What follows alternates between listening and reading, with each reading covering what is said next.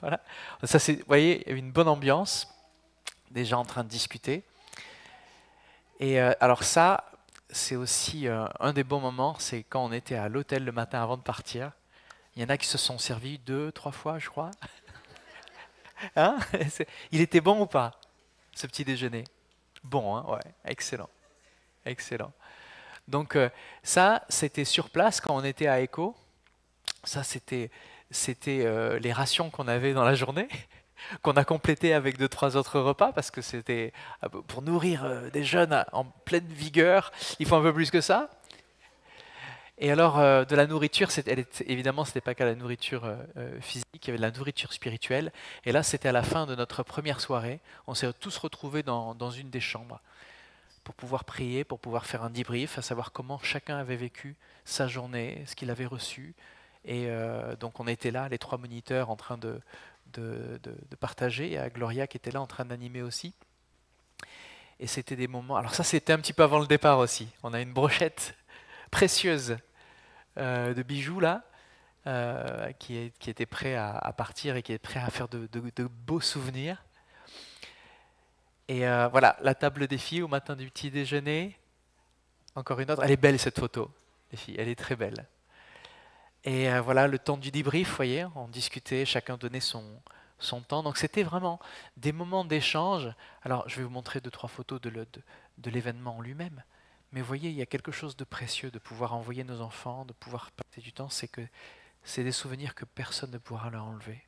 C'est des moments d'échange qui seront là pour rester. Voyez, et c'est pour ça qu'avec Lana, on tenait vraiment à remercier la communauté et puis vraiment toute l'assemblée pour vos prières et ces moments précieux. Et alors là, regardez, là on était dans la fosse et voyez, tous nos enfants sont là, en train de prier les uns pour les autres, en train d'écouter le message. Ça, c'était un temps fort, comme on s'est régalé dans la fosse.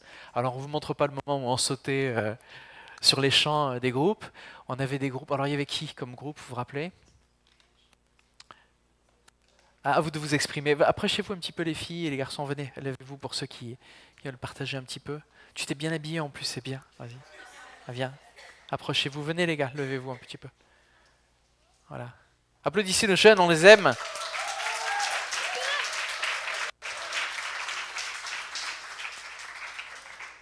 Alors c'était comment dans la... Ah, salut Léana. Alors c'était comment dans la fosse? Qu'est-ce que vous avez vécu à ce moment-là, quand vous étiez là Il y avait une sacrée ambiance. Hein. Alors je vais faire un petit tour. Alvin, à toi. Alvin. Alvin.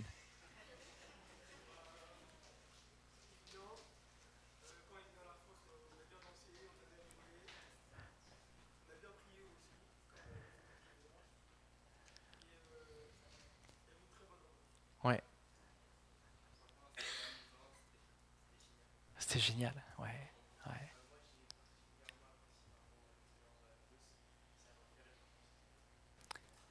On dit la fosse, hein, c'était pas la fosse au lion, hein, c'était la fosse devant les groupes. On a des Daniel là. Tobias, qu'est-ce que tu en as pensé toi? Ouais. Darius, t'en penses quoi? de, de, de tout? Vous avez appris? Ouais, ok. Salomé?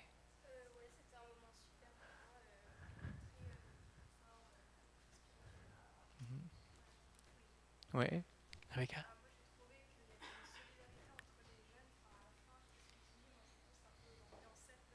Mhm. Ouais, ouais, c'est vrai. Il y avait une unité, un partage. Léana aussi.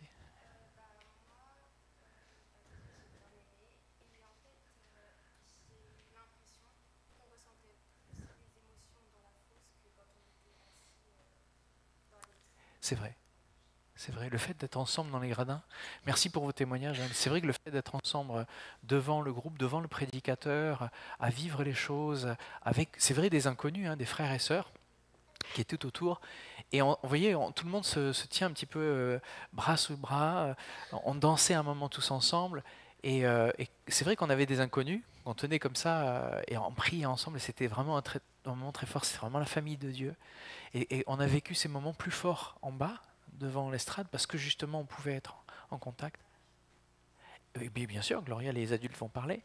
Et donc ces moments-là ont été des moments vraiment très très marquants dans tout ce voyage. Est-ce que Geoffrey est par là et Gloria aussi? Gloria, tu es là? Geoffrey, tu es là? Ouais. Approchez-vous les amis. Ouais. Approchez-vous.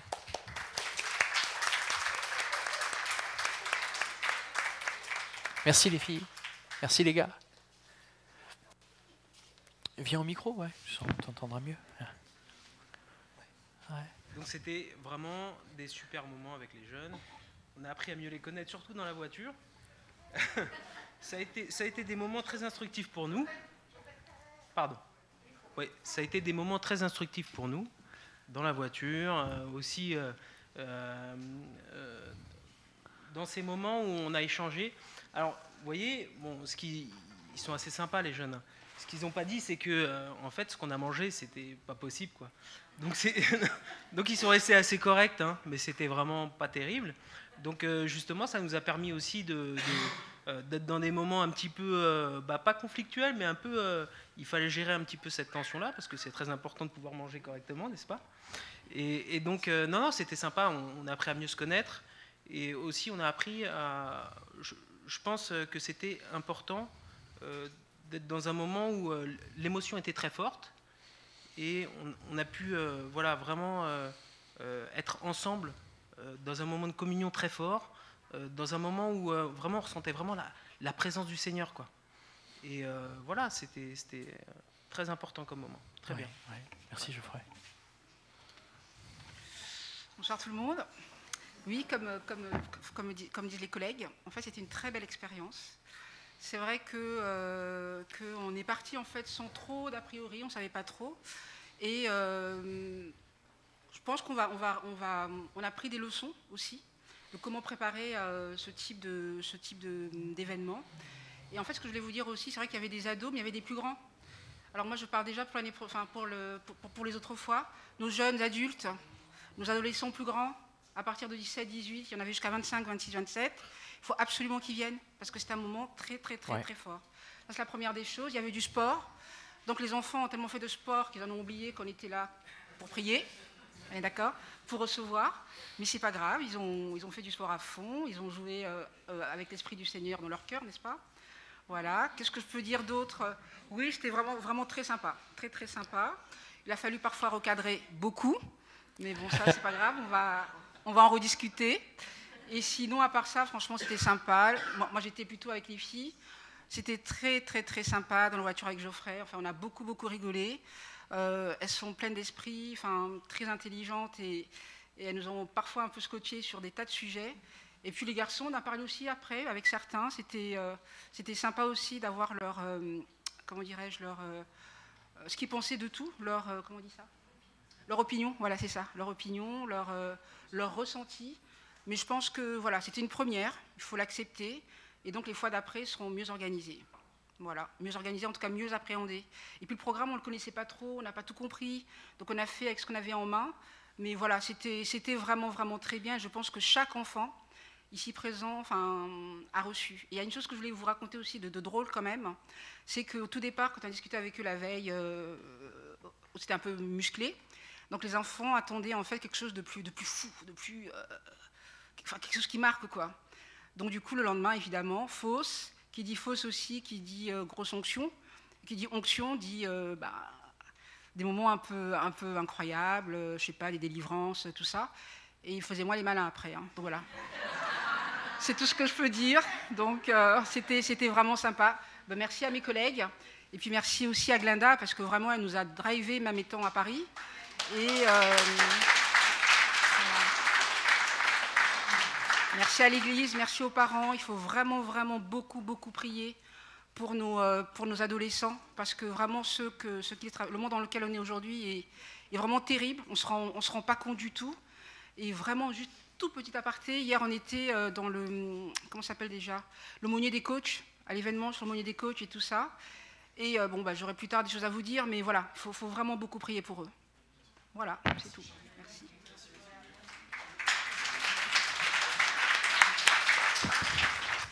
Donc on va prier pour nos jeunes avant qu'ils montent et demander au Seigneur de les bénir. Merci Père pour pour ta parole, merci pour ce que tu nous enseignes, Seigneur. Merci de les aider non seulement à entendre, à comprendre, mais à vivre l'Évangile. Merci, Seigneur, de saisir leur cœur. Nous te demandons de les bénir dans le temps qu'ils vont passer ensemble aujourd'hui. Merci pour la vie que tu leur donnes au nom de Jésus. Amen. Amen. Amen.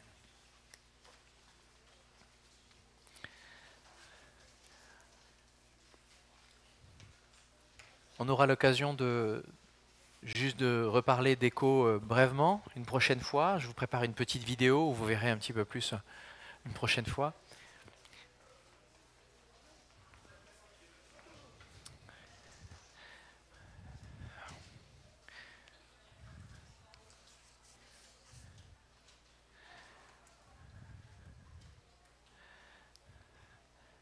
Je ne peux pas commencer la prédication sans remercier le Seigneur pour la présence de nos amis Mike et Lisa aujourd'hui, qui sont là avec nous, qui sont venus des États-Unis. On aura l'occasion, vous aurez l'occasion de pouvoir les embrasser et discuter avec eux aussi à la fin du culte.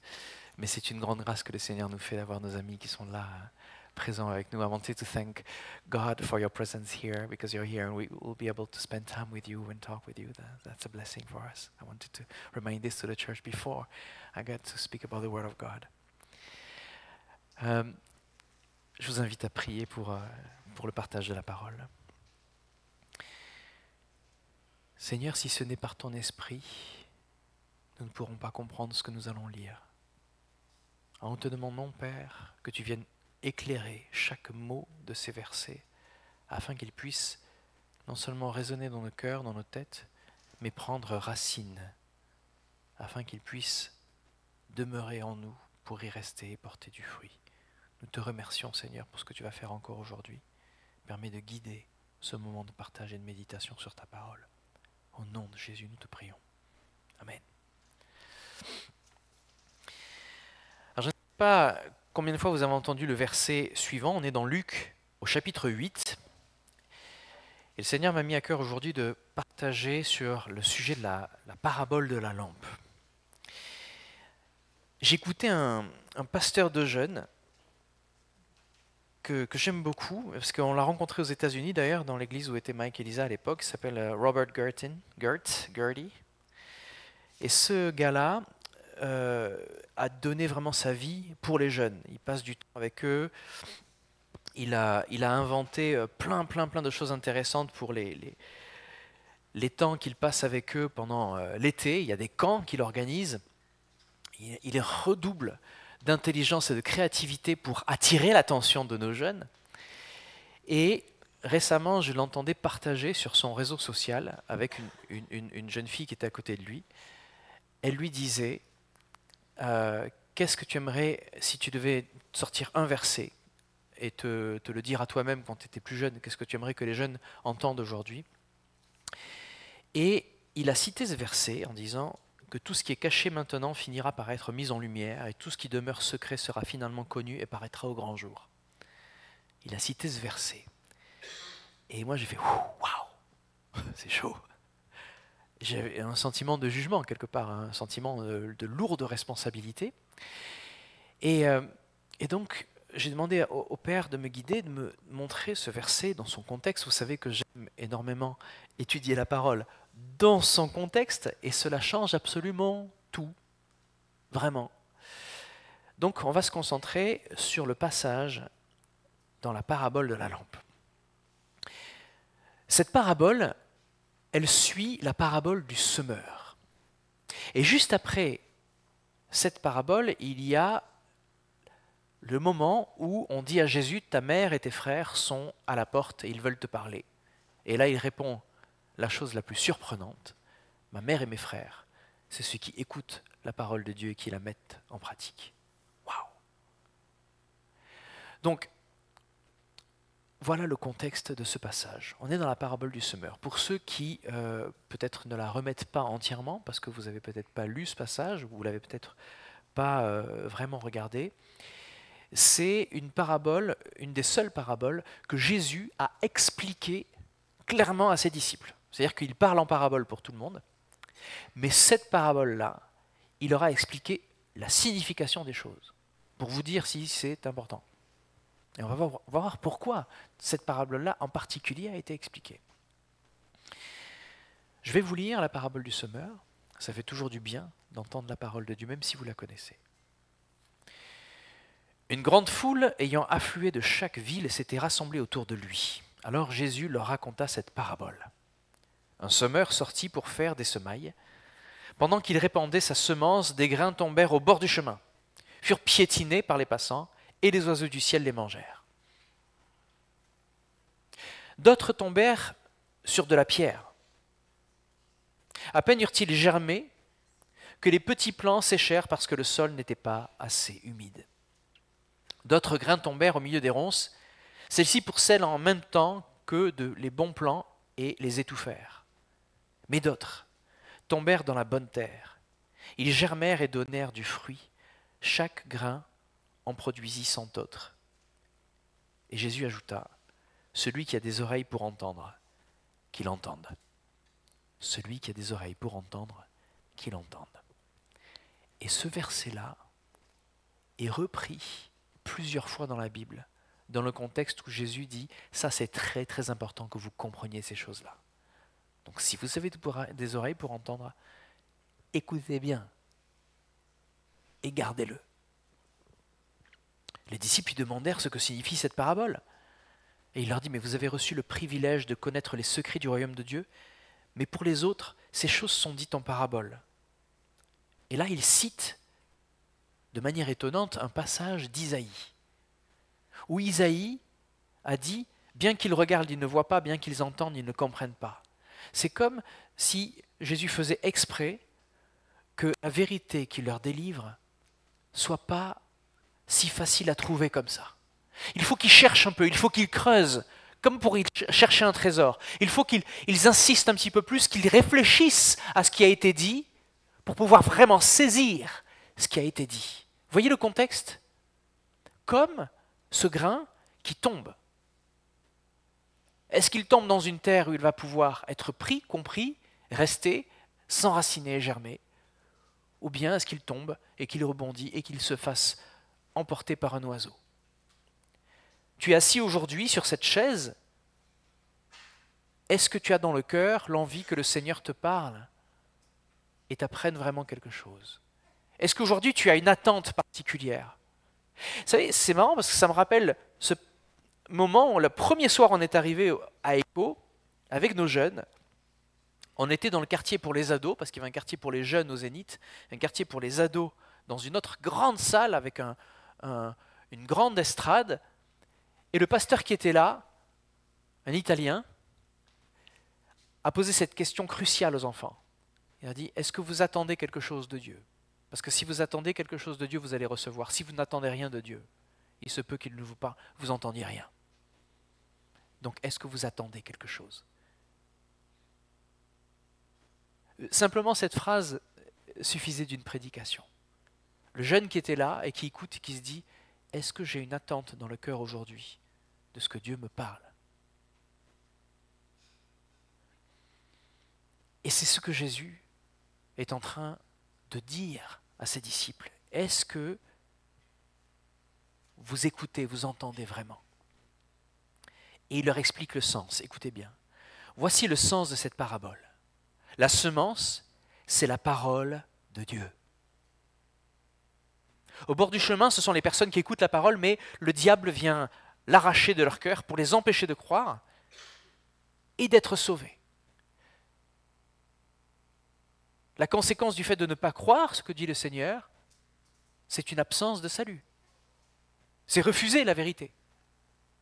Donc, la conséquence de bien entendre est une question de vie ou de mort. Sur de la pierre, ce sont ceux qui entendent la parole et l'acceptent avec joie. Ah, j'ai entendu quelque chose aujourd'hui, ça m'a fait plaisir de l'entendre. Mais comme ils ne laissent pas prendre racine en eux, leur foi est passagère. Et lorsque survient l'épreuve, ils abandonnent tout. Quand on était dans cette fosse avec les enfants, le samedi soir, il y avait des émotions très très fortes. Vraiment. Il y avait des personnes qui étaient délivrées, des personnes qui pleuraient, des personnes qui étaient enjouées. des personnes qui avaient pris des décisions importantes, parce que c'est ce que le prédicateur ce soir-là, un Espagnol, nous avait demandé de faire, de prendre une décision et de dire au revoir à des choses qui nous empêchent de marcher selon les voies de Dieu. Et le pasteur donnait même l'exemple de dire, moi j'ai dit au revoir aux personnes qui m'éloignaient de l'évangile, je les ai embrassées sur les joues, je leur ai dit au revoir. Il leur dit, faites cela de manière prophétique, embrassez ce que vous aimiez autrefois pour entrer dans ce que vous aimez maintenant. Au revoir.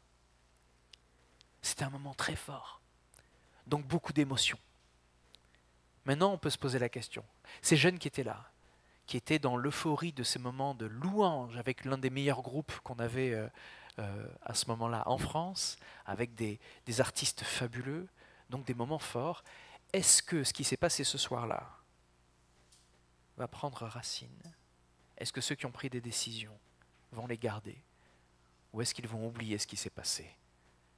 Juste se souvenir un moment de joie et puis continuer leur vie comme si elle n'avait pas changé. Sur de la pierre, ce sont ceux qui entendent la parole et l'acceptent avec joie, mais comme ils ne la laissent pas prendre racine en eux, leur foi est passagère. Lorsque survient l'épreuve, ils abandonnent tout. La semence tombée au milieu des ronces représente ceux qui ont écouté la parole, mais en qui elle a été étouffée par les soucis, les richesses, les plaisirs de la vie. Là, vous voyez, ça prend un petit peu plus de temps, en fait. On a entendu, on a compris, en fait. Mais la manière dont on a écouté ne porte pas du fruit sur la longueur parce que, à côté de la parole, on a le quotidien. Que ce soit les richesses ou que ce soit les problèmes. Est-ce que le quotidien, les richesses ou les problèmes prennent plus de temps, plus de racines que ce qui a été entendu? Posons-nous la question. Est-ce que je passe plus de temps à méditer sur mes problèmes qu'à méditer sur les promesses que le Seigneur me donne face à ces problèmes? Est-ce que je passe plus de temps à travailler parce que j'ai peur de ne pas avoir assez?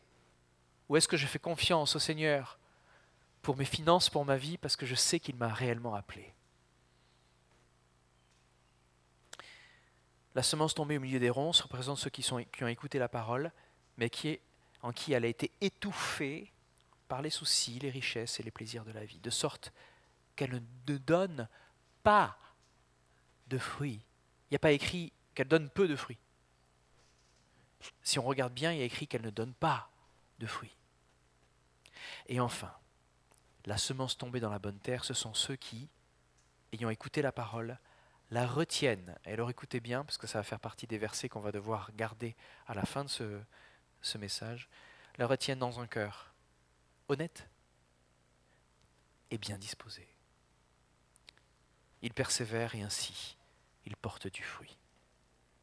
Alors, on arrive à la parabole de la lampe. Personne n'allume une lampe pour la cacher sous un récipient ou la mettre sous un lit.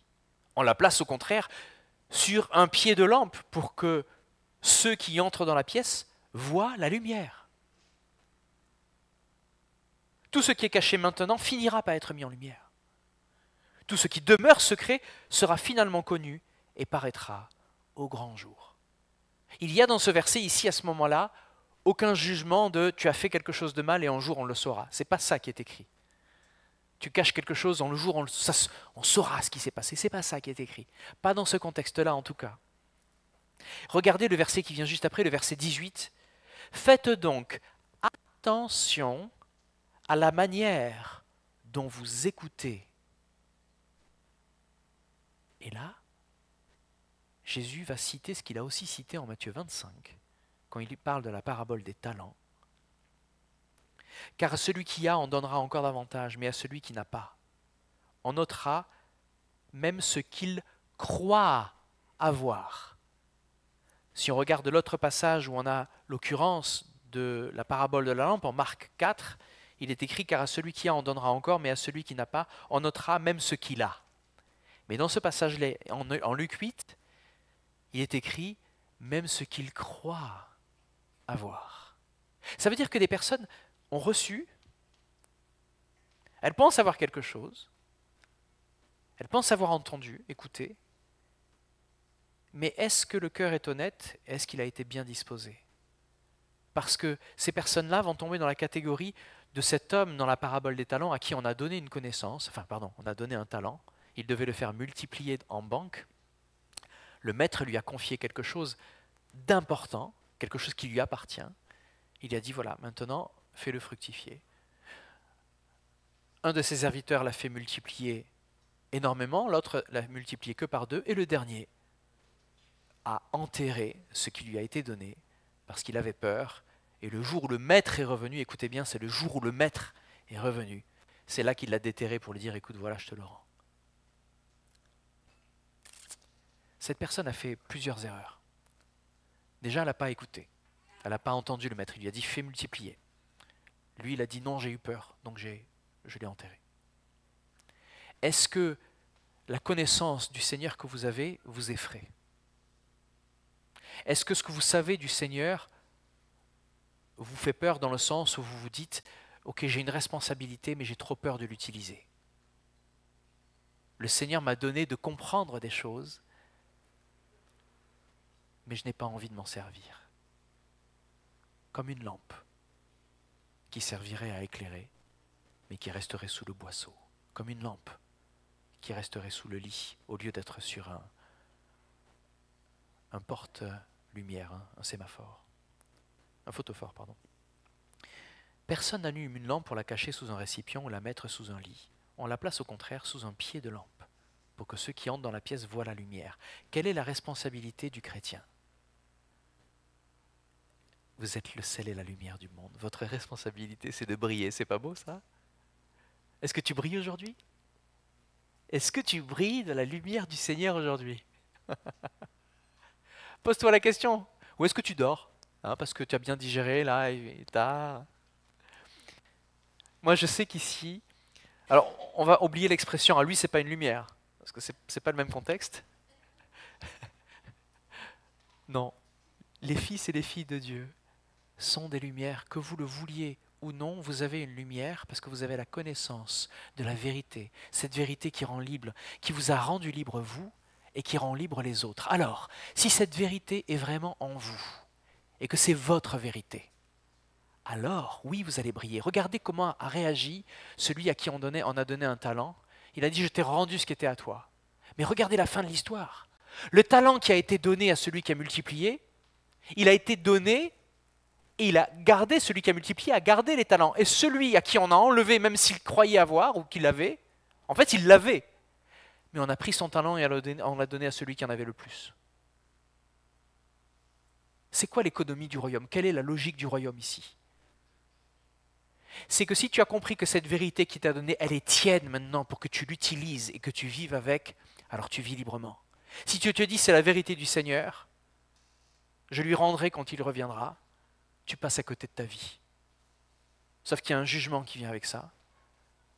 C'est que tu restes à l'extérieur alors que tout le monde va pouvoir rentrer dans la présence du Seigneur et il dit, il restera, jetez-le à l'extérieur, là où il y a des grincements dedans, donc de la colère et des pleurs. Et Jésus insiste énormément là-dessus. Est-ce que tu as bien entendu? Faites donc attention à la manière dont vous écoutez. Donc, ce verset, revenons-y, verset 17. Tout ce qui est caché maintenant finira par être mis en lumière, et tout ce qui demeure secret sera finalement connu et paraîtra au grand jour. De quoi parle-t-on? Est-ce que vous savez quelle est la punition pour un témoin dans un procès qui ne dit pas la vérité? Je souris parce que je me tourne vers une avocate, une ex-avocate qui connaît bien la loi. Est-ce que vous savez ce qu'encourt un témoin? Est-ce que vous êtes témoin de quelque chose, vous? Est-ce que vous savez ce qu'encourt un témoin qui ne témoigne pas de la vérité? S'il est dans un procès, c'est plusieurs mois de prison, c'est énormément d'argent, mais en gros, il y a une peine à payer si jamais tu as la vérité et que tu l'as cachée, ou que tu la montres à moitié. Donc légalement, dans notre système humain, le fait d'avoir la vérité, quand il s'agit d'un jugement qui va tomber sur quelqu'un, et de ne pas avoir témoigné de la vérité, alors que quelqu'un va être jugé, c'est un délit. C'est pas un crime, c'est un délit, c'est ça? Un délit? Tu vois? Et voilà. Il y a des conséquences en fait. Alors, ce n'est pas seulement des conséquences pour celui qui n'a pas témoigné, c'est des conséquences pour celui qui est jugé et qui n'aura pas eu quelqu'un qui lui témoigne en sa faveur. Donc ce passage-là, tout ce qui est caché maintenant finira par être mis en lumière. Je vous propose une lecture de ce verset qui est peut-être différente de celle que je vous avais donnée au début. Tout ce que vous savez aujourd'hui sur le Seigneur finira par être mis en lumière. Vous savez des choses. Et en sachant ces choses, vous allez agir. Pécher, c'est ne pas faire le bien que l'on pourrait faire. C'est pas faire le mal. Pécher, c'est aussi ne pas faire le bien que l'on pourrait faire. Donc comment est-ce que vous avez entendu, comment est-ce que vous avez compris le message que vous avez reçu? Nous, en tant qu'hommes, on ne peut pas juger de ces choses. Seul le Seigneur sait comment vous avez compris. Seul le Seigneur sait ce qu'il y a au fond de votre cœur. Vous ne pouvez pas juger un frère ou une sœur sur ce qu'il est censé savoir. Vous pouvez que l'aider à comprendre, l'accompagner. Ça s'appelle l'évangéliser, lui faire connaître l'évangile. C'est ça l'évangélisation. Ce n'est pas seulement aller dans la rue et aller chercher des perdus. C'est accompagner des personnes à comprendre et à obéir à tout ce que le Seigneur nous a enseigné. N'est-ce pas? C'est ça Matthieu 28. Allez, faites de toutes les nations des disciples. C'est un accompagnement sur toute une vie même des fois. Donc avec la vérité que l'on a reçue, comment est-ce que l'on va continuer de libérer les autres autour de nous? Quelle est notre responsabilité? Elle est proportionnelle à la révélation de Dieu. Notre responsabilité au jour du jugement, on sera jugé en fonction de ce qu'on aura reçu. Si tu as reçu quelque chose, utilise-le. Si tu connais une vérité, fais-la connaître, qu'elle change ton quotidien. Si tu sais quelque chose comme étant vrai dans la parole de Dieu, tu te dois à ton Seigneur de lui faire confiance, parce que quand tu vas utiliser cette vérité, elle va se multiplier. Mais si tu as peur, tu as cette vérité, tu la tiens, et tu te dis, mais oui, mais c'est la vérité de Dieu, moi j'ai rien à jouer dans ce truc-là, je vais l'enterrer, et le jour où le Seigneur reviendra, il reprendra ce qui lui appartient. Eh bien, autant les premiers sont des serviteurs inutiles une fois que le maître revient, autant là tu seras un serviteur, mais tu vas rester à la porte. Est-ce que tu vois l'enjeu? C'est une question de vie ou de mort. Donc c'est bien plus grave en fait que de dire tu vivais quelque chose caché et un jour ça se saura et tout le monde le saura. Oh j'ai peur. Mais non, c'est pas ça le contexte. C'est pas ça. C'est que tu as été révélé de Dieu. Tu as eu une révélation particulière à toi, elle a été faite à toi. Peut-être pas à ton voisin, peut-être pas à ton fils, peut-être pas à ta femme, peut-être pas à ton mari. Mais toi tu as reçu quelque chose. Ce que tu as reçu, utilise-le, multiplie-le. Fais attention à la manière dont tu entends la parole. Tout ce qui est caché maintenant finira par être mis en lumière, tout ce qui demeure secret sera finalement connu et paraîtra au grand jour. Je vous propose de lire ce verset dans le sens où, si vous avez reçu une vérité, si vous êtes la lumière, ne restez pas sous le boisseau. Brillez de tout ce que le Seigneur vous a révélé. Mais pour cela, faites-lui confiance. C'est pour ça que la foi est un enjeu. Faites confiance au Seigneur pour que le fait que vous teniez cette vérité, vous puissiez la vivre pleinement. Pleinement. Je me rappelle du témoignage d'une sœur qui avait cassé son téléphone et je ne sais pas, quelqu'un lui avait soufflé de dire mais va à l'assurance et dis que c'est un accident. Dis que ça c'est pas ta faute alors que c'était sa faute.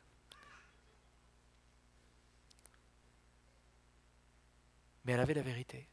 Elle savait que c'était du mensonge que de faire autre chose, que de faire autrement. Eh bien, elle a quand même été bénie. L'histoire d'un ami à moi qui est jardinier. et qui a garé sa voiture à côté de la mairie. Et en reculant, il va emboutir la voiture qui est juste derrière lui. Et là, qu'est-ce que vous faites? Vous venez d'emboutir une voiture, il n'y a personne pour vous être témoin, vous vous dites, je m'expose à des sanctions, je m'expose à des problèmes avec l'assurance à niveau. Est-ce que je m'en vais? Ni vu ni connu, personne ne m'a vu, il n'y a aucun témoin. Ou est-ce que j'agis selon ce que le Seigneur m'a révélé comme vérité? Il faut de la confiance là, pour dire, ok, je vais faire face à la vérité. Et il a laissé son adresse, son numéro de téléphone en disant, écoutez, c'est ma faute, j'ai fait une erreur, voilà, on peut s'appeler, on va régler la chose. C'était la voiture de l'adjoint au maire qui a été tellement touché de ce témoignage qu'il a embauché pour travailler avec lui. Et aujourd'hui, il s'occupe même des villes. Est-ce que vous avez peur de la vérité que vous avez reçue?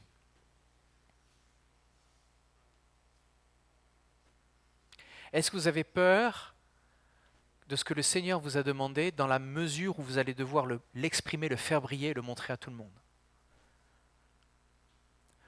Quand vous allez faire des choses que le monde ne fait pas, quand il y en a qui se barrent avec des idées un petit peu malhonnêtes, même des chrétiens qui se disent « de toute façon personne ne le verra », mais ils ne seront pas jugés pour le mal qui est caché. C'est pas ça. Ils vont être jugés pour le manque de confiance et le manque de foi et le manque de lumière. Et on a tendance à dire le mal est un vrai problème. Non, le problème c'est le manque d'amour. D'ailleurs, quand on demande à un théologien, on lui dit mais si Dieu est bon, pourquoi est-ce qu'il a créé le mal? Si jamais on vous pose la question, vous pourrez dire oui, mais alors qu'est-ce que sont les ténèbres? Les ténèbres n'existent pas. Les ténèbres, c'est juste une absence de lumière. Là où il n'y a pas de lumière, il y a les ténèbres. Mais la ténèbre, tu ne peux pas la palper, tu ne peux pas la toucher, elle n'existe pas, c'est une absence de lumière. Tout comme le mal autour de nous, le manque de vérité, c'est un manque de lumière de Dieu. C'est un manque de vérité, c'est un manque d'amour. Et de quoi sommes-nous les témoins? Quelle est la qualité de la lumière que nous avons? C'est de témoigner de l'amour de Dieu autour de nous. Nous sommes des lumières, vous êtes le sel et la lumière. Vous êtes le sel parce que quand vous parlez à quelqu'un, vous donnez un autre sens à la situation. Vous allez saler un plat qui a l'air fade. Vous allez dire non, regarde, c'est très très goûteux. Il y a quelque chose qui se passe ici dans ta situation parce que tu le regardes à la lumière de ce que le Seigneur te montre. Tu lis ta situation à la lumière de la confiance que tu mets dans ton Dieu. C'est ça qui fait la différence entre toi et le monde. Tu vas tout lire en fonction de la confiance et de l'amour que ton Dieu t'a donné. Donc, tout ce qui est caché maintenant, sur ce que tu sais, finira par être mis en lumière. Et c'est ça qui me fait trembler. Au jour où je me tiendrai devant mon Dieu, il va me dire, regarde, tu savais, je t'avais déjà dit ça. Je t'ai dit toutes ces choses. Qu'est-ce que tu en as fait? Je t'ai confié cette vérité pour que tu la multiplies, pour qu'elle ait un impact autour de toi. Qu'est-ce que tu vas en faire? Je vous dis ça aujourd'hui parce que c'est une saison où le Seigneur veut nous secouer en nous disant, tu as une vérité, qu'est-ce que tu vas faire avec? Ne le prenez pas, je vous connais, ne le prenez pas comme un jugement ou quelque chose qui vous fait sentir coupable. Surtout, vous passeriez totalement à côté. Là, c'est péché, parce que là, il y a une cible, on veut aller là. Si tu penses que c'est pour te faire sentir coupable, eh ben, tu rates ta cible. Ça veut dire qu'il y a des racines quelque part qui t'empêchent de te rendre compte que, en fait, tu es appelé à de grandes choses si tu fais confiance en ton Dieu. Et si tu ne sais pas si tu as raté ou pas, c'est que tu ne sais pas. Donc tu n'as pas entendu, tu n'as pas encore entendu. C'est pour ça que le Seigneur te dit, ce que tu as, chéris-le, fais-le multiplier. Fais confiance. Ça peut être quelque chose de simple et ça ne va pas être quelque chose de compliqué parce que s'il vous a confié quelque chose, c'est quelque chose que vous aimez et qui brûle dans votre cœur. Je vais le dire autrement. Vous avez des talents, des passions, des choses et vous vous dites est-ce que Dieu veut vraiment que j'utilise ça? Est-ce que je ne devrais pas être plutôt comme celui qui parle là sur l'estrade et qui explique le grec et l'hébreu? Est-ce que ce n'est pas plutôt ça qu'il attend de moi? Est-ce que je dois vendre tout et tout donner aux pauvres comme ces héros de la foi, etc. C'est trop compliqué pour moi. Non, Dieu t'a donné quelque chose peut-être de très simple. Peut-être tu fais un gâteau au chocolat qui est absolument excellent. Et quelqu'un va venir dans cette église et va goûter à ce gâteau et va se dire, il y a de l'amour ici dans cette église. Et ce sera ton gâteau. Je vous dis quelque chose de super simple. Je vous ai déjà raconté l'histoire de Animal Church. Pour ceux qui ne connaissent pas rapidement, j'ai rencontré un pasteur qui s'appelle Richard Blackaby quand on était en Suisse, une réunion pour les églises baptistes. Et ce pasteur-là, son église était connue pour les animaux. En fait, c'est une église absolument normale, mais le pasteur a dit, ce que vous aimez, vos passions, vous devez les mettre sur l'autel. Et il dit, mais qu'est-ce que vous aimeriez mettre sur l'autel? Quelle est votre passion? Toi, madame, quelle est ta passion? Et la vieille dame se lève en disant, moi, c'est mon chat Kiki. Tout le monde se met à rire. Lui, il écoute, il dit, très bien, merci. Et puis, après, en conseil, après, il y a une délibération, il discute avec son staff. Et ils disent, vous avez vu cette dame qui s'est levée avec son chat Kiki? Elle dit, oui, ça tombe bien, on comptait faire des sacrifices. Alors, il dit, non, plus sérieusement, cette femme aime son chat. Peut-être qu'il y a plein de personnes dans cette église qui aiment leurs animaux. Demandons à la fin d'un culte qui est passionné par son animal. Et il y a des personnes qui aiment les animaux et qui a des animaux à la maison. Eh bien, il y a les mains qui se sont levées. Restez à la fin du culte, leur dit le pasteur, on va pouvoir discuter. Qu'est-ce que vous avez? Moi, j'aime les serpents. Ah oui, d'accord. Moi, j'aime les chiens. Ah, ouf. Moi, j'aime les chats. Moi, j'aime. Ok, très bien. Qu'est-ce qu'on peut faire avec ça? Prions. Ils prient ensemble. Et là, il y a quelqu'un qui dit, ben, je connais un hospice à côté de chez moi. Ah, et moi aussi, je connais un orphelinat. Est-ce qu'on ne pourrait pas les visiter? Ok, on va les appeler, on va voir.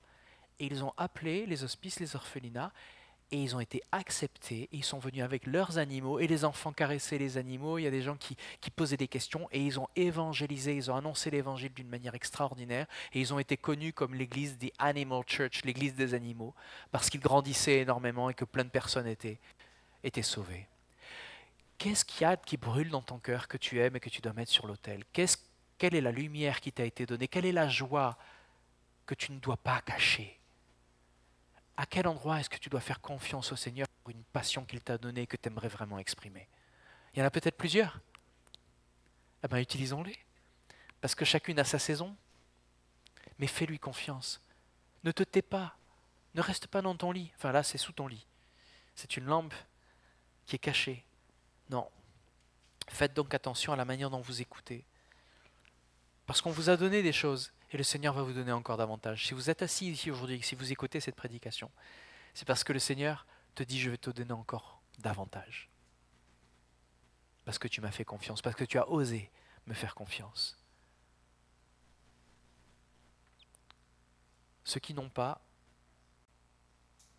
on va partager. C'est le Seigneur qui séparera, c'est le Seigneur qui s'occupera de tout ça à son retour. Ce n'est pas à nous de juger, vous comprenez? Et donc juste après ce passage, vous voyez la vraie famille de Jésus, c'est le titre du passage. La mère et les frères de Jésus vinrent le trouver, mais ils ne purent pas l'approcher à cause de la foule. Ça veut dire que déjà ils n'étaient pas là. On lui fit dire, ta mère et tes frères sont là dehors, et ils voudraient te voir, mais Jésus leur répondit, ma mère et mes frères, ce sont ceux qui écoutent. Vous entendez le contexte du verset? Ce sont ceux qui écoutent la parole de Dieu et qui font ce qu'elle demande. Bon, c'est vrai que c'est une sacrée claque, hein, parce que c'est la famille, c'est la mère de Jésus, c'est Marie dont on parle. Et Jésus dit, ben, écoutez, ceux qui vraiment m'écoutent, me croient, c'est ceux qui sont là. Donc ça fait réfléchir ces choses-là. Mais nous, qu'est-ce qu'on en tire de ce passage? Je veux vous exhorter, frères et sœurs, et c'est pour ça qu'on va prier. Faites confiance au Seigneur. Comment est-ce que vous pourriez vraiment entendre et recevoir cette parole? Alors je vous donne quelques pistes. Au verset 15, il est écrit « La semence tombée dans la bonne terre, ce sont ceux qui, ayant écouté la parole, la retiennent dans un cœur honnête et bien disposé. » Première prière. Seigneur, donne-nous un cœur honnête. Donne-moi un cœur honnête et bien disposé. C'est la première prière que je ferai, que je fais. Que mon cœur soit honnête, c'est-à-dire qu'il n'accepte pas ce qui est malhonnête. Donc ce que je vais faire va être honnête, ça va être surprenant. Alors que le monde se barre avec du vol, avec du mensonge, nous, on avance avec la vérité et avec l'honnêteté. Et le Seigneur multiplie ces choses. Et un cœur bien disposé. Est-ce que ton cœur est enseignable ou est-ce que tu penses déjà savoir? Moi, je te propose, quand tu viens t'asseoir ici, de te dire, enseigne-moi Seigneur, fais comme si je ne savais rien, parle-moi comme un enfant de 3 ans, pour que je comprenne bien. Vous comprenez pourquoi les disciples ont demandé à Jésus, mais qu'est-ce qu'elle veut dire? Et il leur a dit, ce sont ses amis. Il leur a dit, pour certains, c'est caché, parce qu'il va falloir qu'ils creusent. S'ils ne s'intéressent pas, s'ils n'aiment pas Dieu de tout leur cœur, de toute leur force, eh bien ils vont passer à côté. Pour ceux qui aiment Dieu, Dieu fait concourir toutes choses. Mais parce que ceux qui aiment Dieu ont un cœur honnête et bien disposé. Et donc sont sur une trajectoire pour la bénédiction. Vous comprenez? Méditons la parole aussi, c'est la deuxième chose. Les vérités que vous avez entendues, les versets, s'ils vous ont touché, ne faites pas comme certaines personnes qui vont juste dire « Ah, j'étais joyeux ce jour-là, je me sentais bien » et puis qui ont oublié le verset. Écrivez le verset, prenez une note, mettez-le sur le frigidaire, mettez-le quelque part où vous le voyez bien à la maison, même si c'est dans les toilettes. Quand vous asseyez, vous voyez, vous lisez le verset tout le temps. Il n'y a pas de honte. Mais faites-le rentrer, ce verset. Que ça devienne ta vérité. Pas une vérité que tu vas redonner au Seigneur quand il va revenir parce que tu auras eu peur. Mais une vérité que tu t'appropries et que tu multiplies. Avance dans la purification. N'écoute pas les choses qui te polluent la tête. Tu veux méditer sur des choses, quand tu regardes un film, tu ne vas pas pouvoir t'en empêcher, tu vas méditer sur ce que tu as vu dans ce film. Donc en fonction de ce que tu auras vu, ça va prendre du temps et de l'espace. Ça va prendre ce qu'on appelle de la bande passante. C'est Epiphanios qui appelle ça comme ça. De la bande passante dans ta tête. Qu'est-ce que tu permets dans ta tête à avoir comme bande passante? De quoi tu te charges? Tu passes plus de temps sur quoi? Sur des flux TikTok, Instagram, à regarder. Alors tu peux passer sur des flux chrétiens, c'est pas mal. Tu zappes de l'un à l'autre. Pourquoi pas, si tu veux. Mais limite ça pour rester sur un verset. Et c'est souvent le verset qui est là, tu ne vas pas le zapper quand tu ouvres ta Bible. Et surtout ta Bible, là bien. Tu n'as pas de notification autre que les notifications de Dieu dans ta Bible. Quand tu es sur ton téléphone et que tu lis un truc, si tu ne mets pas en mode avion, je te dis, tu ne vas pas décoller. Parce que tu vas avoir un machin qui t'appelle et tu as un nouveau mail et tu as un nouveau truc. Non. Ça, la seule notification que tu as, c'est celle du Saint-Esprit. Quand tu ouvres ta Bible et que tu lis sur le papier, tu vas entendre ding ding.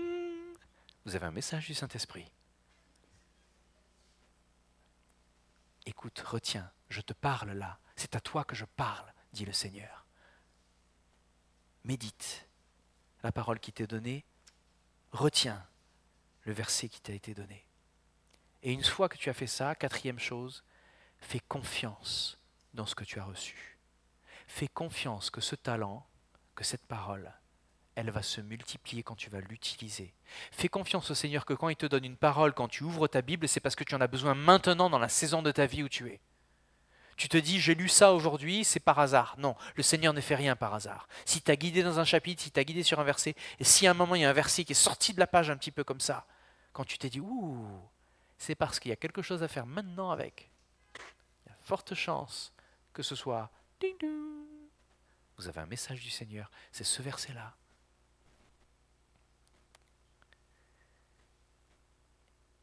Et est-ce que tu es enseignable? Est-ce que tu es prêt à relire un chapitre jusqu'à ce que tout prenne sens? Est-ce que tu es même prêt à relire un chapitre qui avait un sens à une certaine période de ta vie et il va prendre un autre sens quand tu vas le relire parce que tu as pris des années de sagesse? Est-ce que tu laisses Dieu continuer de t'enseigner alors que tu penses déjà que parce que tu es un chrétien de 20, 30 ou 40 ans, tu n'as plus besoin de relire le passage? Est-ce que tu restes enseignable? Toutes ces questions, je vous invite à vous les poser souvent. Avoir un cœur honnête et bien disposé, méditer la parole, faire attention à ce que vous entendez, ce qui rentre dans vos yeux, dans vos oreilles, faire confiance en la parole, rester enseignable. Et je terminerai avec le Proverbe 2, verset 3. 3 à 5, si on devait terminer cette prédication sur une pensée, oui, si tu fais appel au discernement, si tu recherches l'intelligence, si tu la recherches comme de l'argent, si tu creuses pour la trouver comme pour découvrir des trésors, alors tu comprendras ce qu'est révérer l'Éternel et tu apprendras à connaître Dieu. La vie éternelle, c'est de te connaître toi, le seul vrai Dieu. Je vous invite à prier.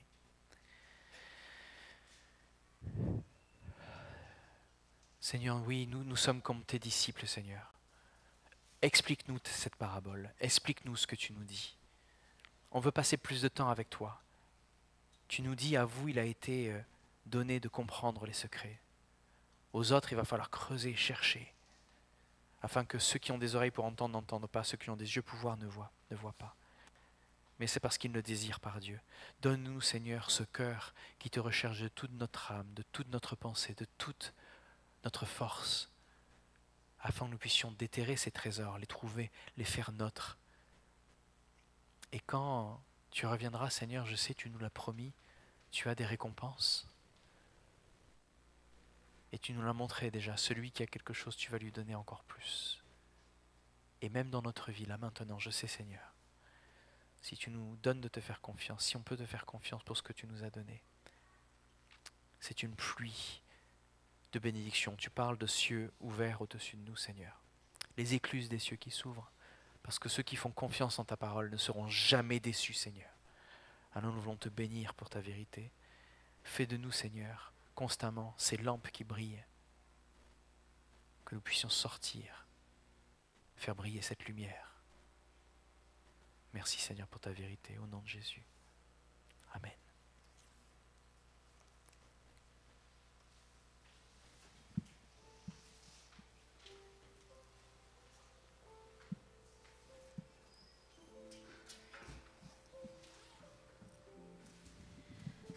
Merci Seigneur. Merci pour la lumière que tu es dans nos vies. Nous voulons vraiment marcher dans ta lumière, ô Éternel. On va prendre ce chant qui dit de Dan Whitten, Ébloui.